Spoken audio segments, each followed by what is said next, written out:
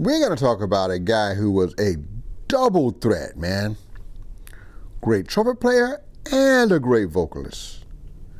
We're talking about Mr. Chet Baker, born Chesney Henry Baker Jr.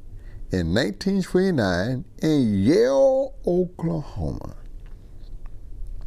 Obviously, his father had the same name, except he was senior. His father was a professional guitar player and quite talented. But as economics are, he had to quit music and get a straight job in order to support the family. His mother actually was a pianist, and quite an accomplished pianist, as a matter of fact, but she worked in a perfume factory. So everyone, in order to support the family, gave up their musical aspirations and took what we call straight jobs. Straight jobs, 9 to 5s. Very early on, young Chesney, or Chet, we're going to talk Chet from now on, was given a trombone. Because as a young kid, he was memorizing tunes, singing along the radio, lyrics and melody, and had really good pitch. So they figured, okay, he's got the musical talent that is inherent in both parents. So let's get him started at something. So trombone. But he was never a big kid, and the trombone turned out to be a little bit too large for him, too long, unwieldy. So eventually he was given a trumpet, which turned out to be just right. And that is what he did. And he pursued it. He had the talent, he practiced, he developed. He was going to high school, and Glendale High School, I think it is. And somewhere about the age of 16, 1946, he decided to drop out of high school and enlist in the Army. Thanks to his talent on the trumpet, he did not end up in the infantry like Tony Bennett, or in jail like Prez. He went straight to Berlin and was put in one of the service bands. So he had what we call a cushy job. He played there until the end of the war, and eventually came back home, enrolled in college, and studied music theory and composition and all those things, and started playing gigs. Local gigs with this person, that person, the other person, and gaining quite a reputation locally, I think by this time in the San Francisco Bay Area. As luck would have it, Charlie Parker was out west and needed a trumpet player. This may have been one of those times when Charlie Parker was out there and got himself locked up, and either Miles or Diz went back home and left him out there. When he got out of jail, he needed to make some money to get back home, so he hired Chet to play some gigs with him. And that was a great opportunity for Chet Baker to be playing with the great Bird. And he did those gigs. I think it was like a 2-week stint, which means he learned a lot, he saw a lot, maybe he saw a little bit too much, as we will find out later in this little dialogue. But he got a lot more notoriety as a player. When Bird departed, he continued to play, and I think his next stop was with Jerry Mulligan. And now, about the same time that bop was happening, toward the end of the bop era, there was a new music emerging called cool.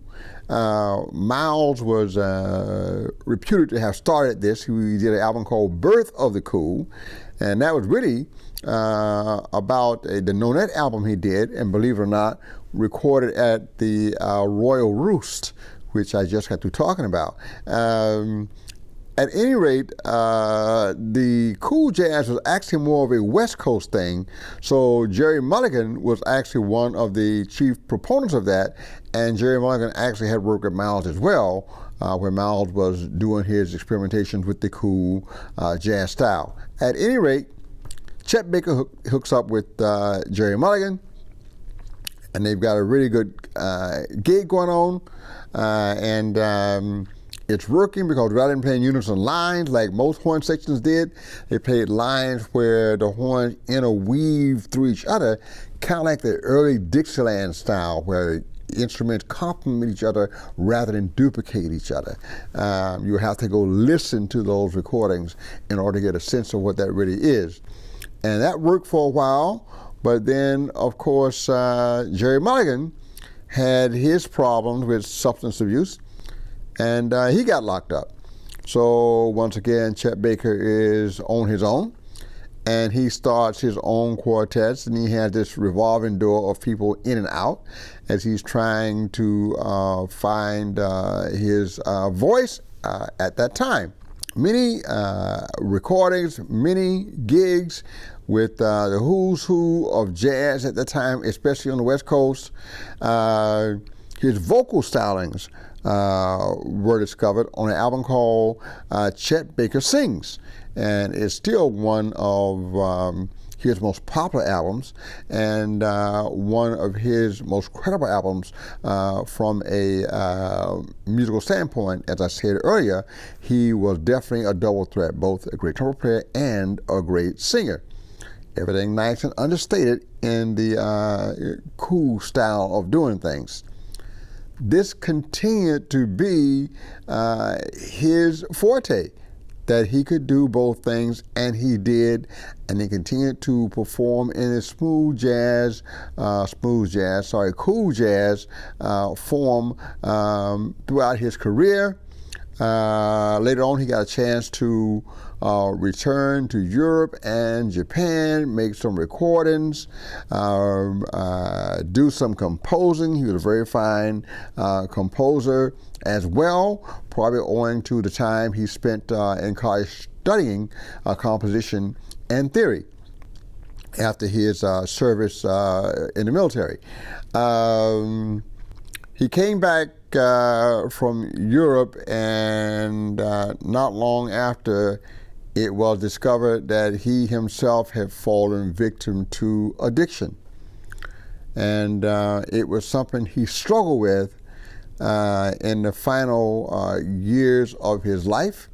He is still making great albums, great music, but the output is a little bit uneven, and the quality is a little uneven, and that's just the nature of the beast when you're dealing with that kind of a habit.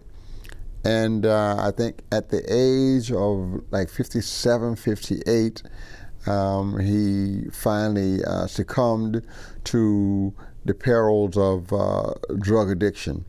But that does not diminish the fact that he had the good looks of a Jimmy Dean.